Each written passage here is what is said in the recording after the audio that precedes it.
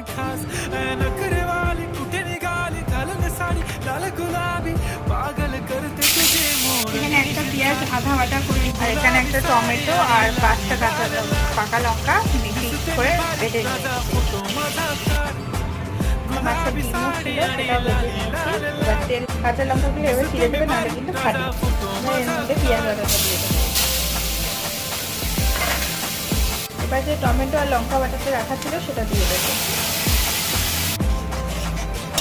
মশলাটাকে ভালো করে কষাবো তেল বেরোনো অবধি। আদা বাটা দিয়ে দিলাম।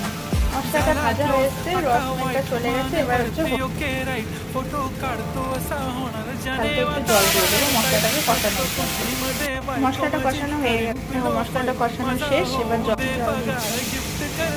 নুনটা স্বাদ মতো। ওইটা ফুটে গেছে, মাছগুলোকে ছেড়ে দেবো। কালারটা এখন বুঝতে পারবে।